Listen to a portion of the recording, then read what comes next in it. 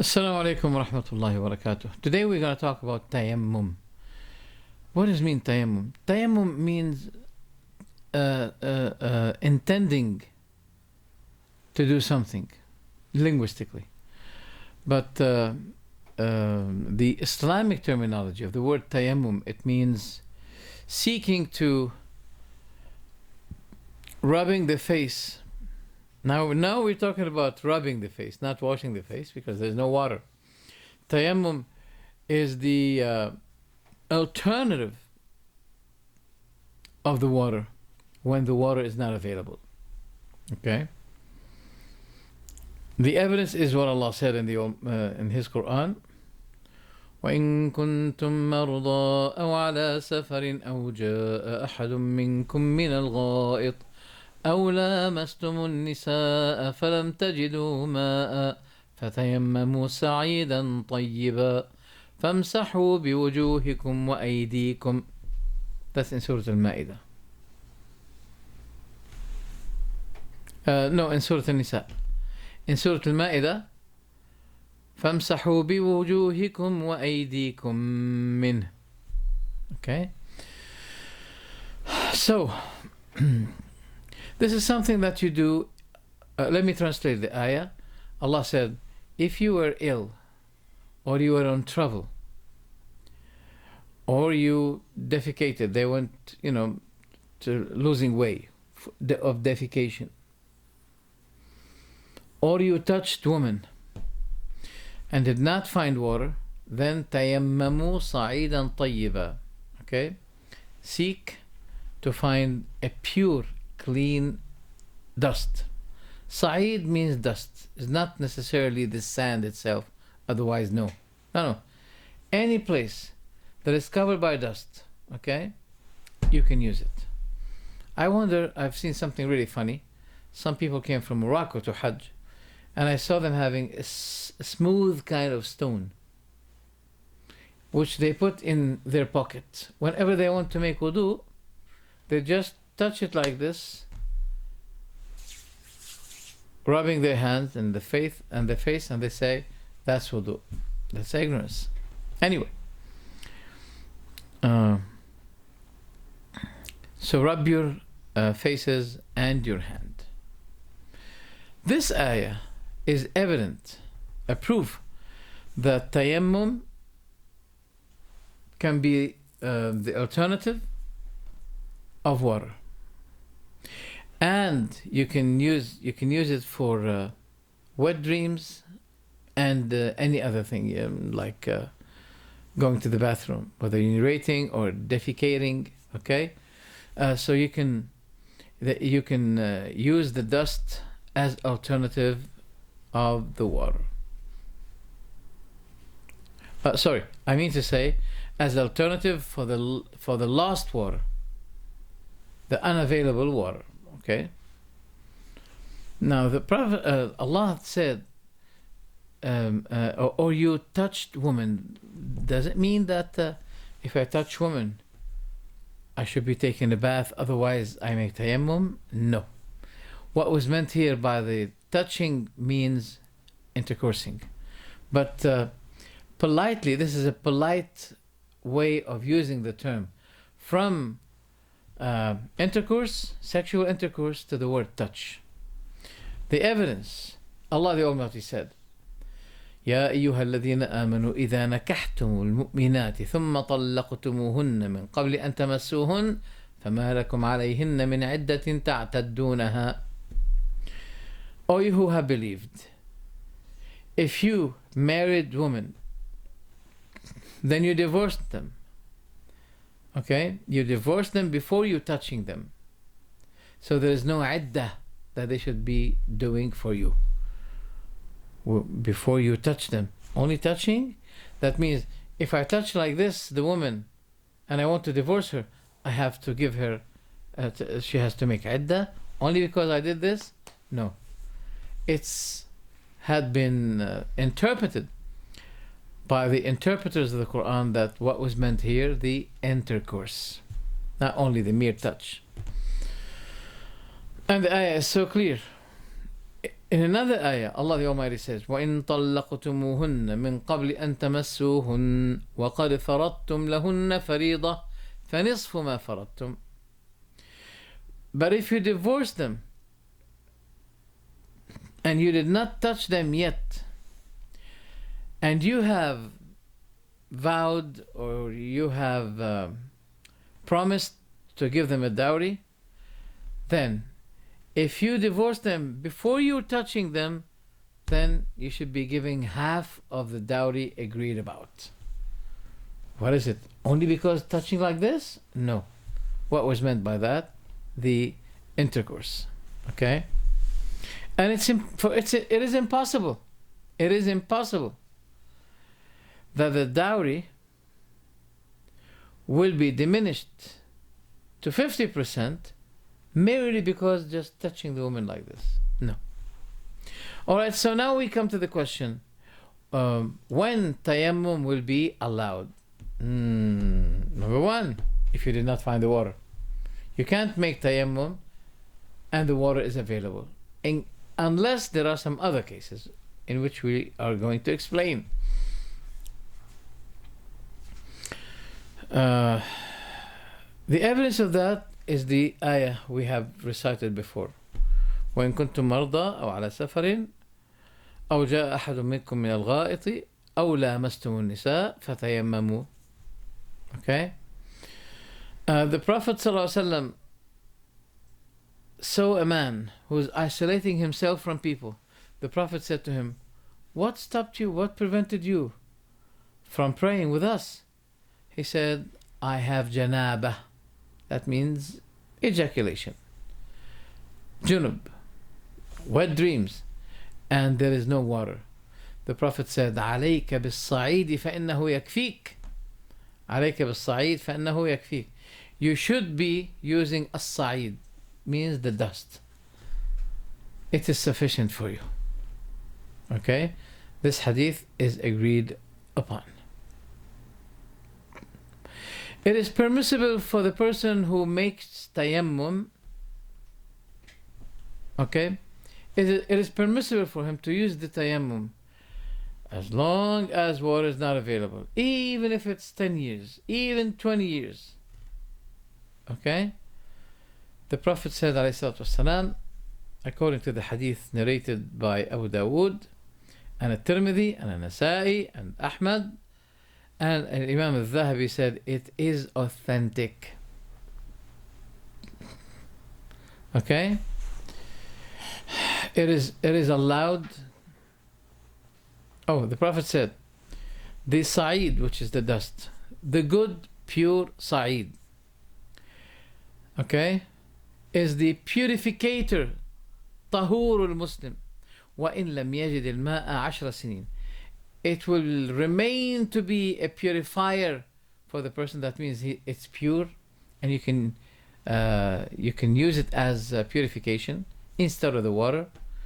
If he did not find the water even for 10 years, 10 years, the water is not available, 10 years you can make this tayammum. There is no problem.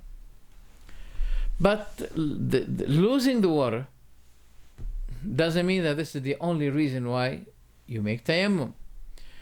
Sometimes if you are sick, seriously ill, or you are filled with wounds, okay, and you feel, for example, you are bleeding, you are in a critical situation, but outside it's extremely cold, and there is snow that covers everything, for example, okay, and you feel that you may perish if you use the water, then in this case, you can make tayammum. It's been rated that Amr ibn al-As was injured. Amr ibn al-As was injured, and he feared the extreme cold on himself.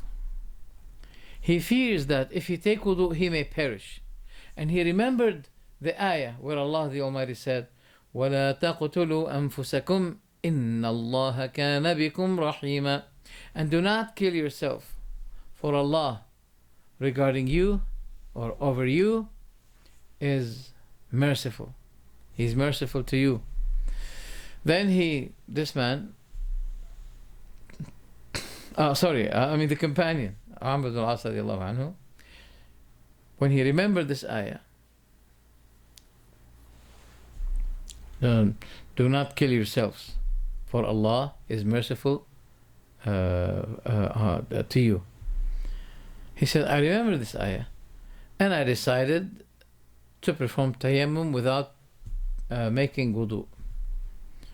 Then the Prophet ﷺ was laughing when he heard it from him, and he approved him.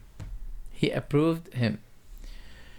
The other case, which is case number 3, that the water is close to you, but there had been an enemy, like a beast, etc., or enemy, not only beast, an enemy.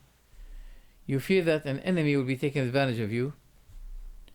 As you pass by, he's going to kill you. Then you keep yourself away from that danger. But you feel that you may not be able to find the water until maybe 2 days. That beast is stepping between you and the water. In this case, it is permissible for you to take tayammum. Wait a minute. Some people may say, wait a minute, I'm going to wait until tomorrow or after tomorrow or even month. I'm not going to pray. Okay? Because there's no water. I'm not going to pray until I find the water. We say no. You should not be delaying the prayer from the obligatory time, such as, for example, now you want to pray Asr, and there's an enemy, and you cannot reach to the water for 2-3 days. What are you going to do? Are you going to pray? We say, he may say, I'll delay it until that danger goes away. No, we say, you're not supposed to be losing the prayer. You're not supposed to be doing this. So therefore, even if you did not find the water, it is permissible for you to make tayammum and pray. And that shows the importance of performing the prayer on its due time, not after its time.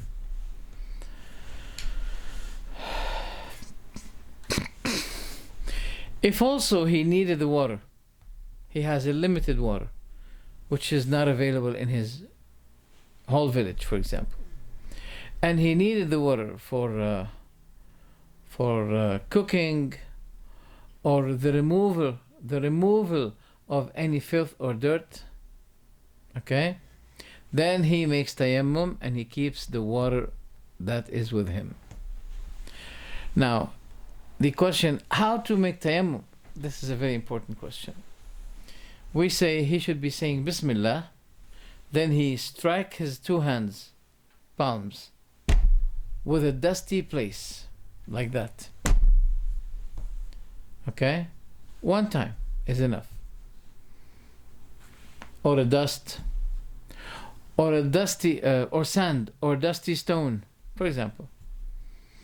Then it is sufficient for him that he strike 1 strike like this, then he blow on his 2 hands, for example, and then he rub by his hands with his face and the hands like this, not like this as some people do to the elbow.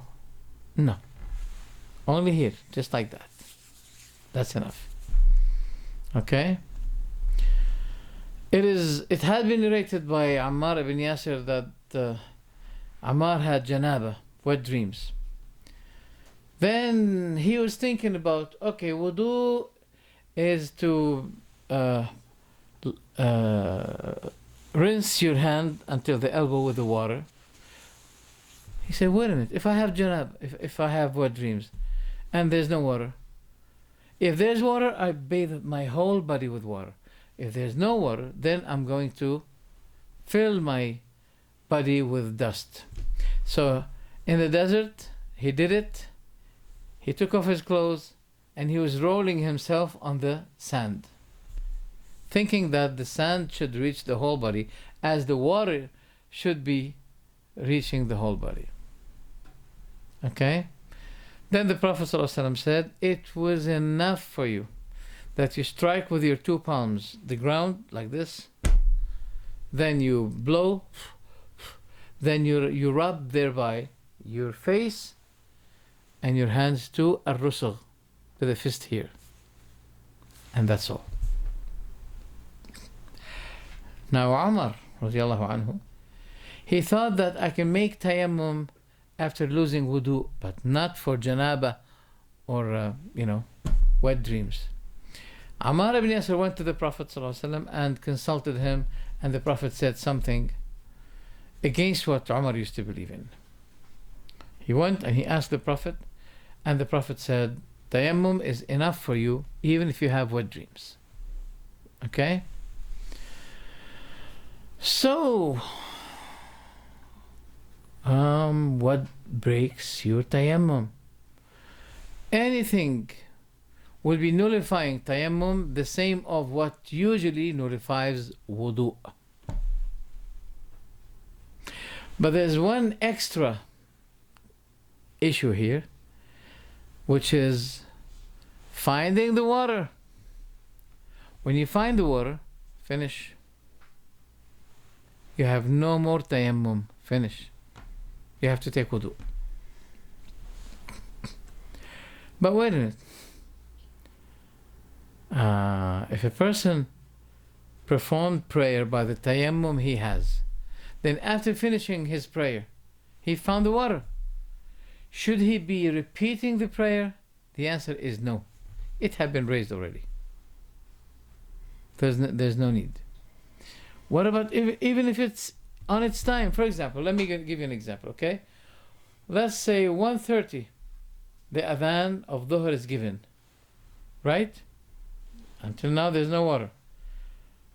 And there had a time that had passed until maybe 3 o'clock. Right before Salat al-Dhuhr. Then you performed, right before Salat al-Asr. Then you performed the prayer of Dhuhr. Then you said, Assalamu alaikum wa rahmatullah. But after 15 minutes, approximately, he heard the adhan given. Allahu Akbar, Allahu Akbar. He said, wait a minute. I have prayed my Dhuhr already. Okay? I have performed my Dhuhr through the tayammum I had. And now if I find the water, tayammum is no more valid. You have to take wudu. The answer is yes, that's true. But when he performed tayammum, okay, and he performed prayer through that tayammum, there is no need after finding the water to repeat the prayer, because tayammum is exactly wudu. When you talk about tayammum, you're talking about wudu. Okay? One thing will be cancelling the tayammum automatically, immediately, when the water is found. So, repeating the case. If, for example, that happens to me, I performed the water by the tayammum I have, then afterwards I found the water. Should I repeat the prayer? The answer is no. 2 persons came to the Prophet ﷺ asking him to give them his verdict about this case. Okay? 2 persons were in travel. So the prayer become present and they don't have water. So they made tayammum. Then they performed the prayer. Then afterwards they found the water. In the time of the prayer that they performed. That means they were in Salat al-Dhuhr. Okay? Salat al-Asr did not enter yet. They're still in the time of Dhuhr. Those 2 people, one of them repeated his prayer. The other one did not repeat. So the Prophet ﷺ said to the one who repeated the prayer, he said to him, you have your reward twice. But he said to the one who did not repeat, you have hit the core of Sunnah, mashallah. You are on the Sunnah. Now wait a minute, who is more rewarded? The one who traced the Sunnah, or the one who performed the prayer twice? Once because it was through tayammum. Then after he found the water, then he went and took wudu, then performed the same prayer again. The Prophet said to him, you have your reward twice. But he said to the one who did not repeat the prayer, you have hit the Sunnah. Now who is more rewarded? The one who hits the Sunnah is more rewarded than the one who gets his reward twice. Even if he's rewarded twice, the two rewards are still less than the word of reaching or achieving the Sunnah, of applying the Sunnah. This is more rewardable. More than the doubled reward the other one has. By this we have finished the matter of tayammum. Then we will come with you, inshallah, to the matter of menstruation or nifas, postpartum. Assalamu alaikum wa rahmatullah.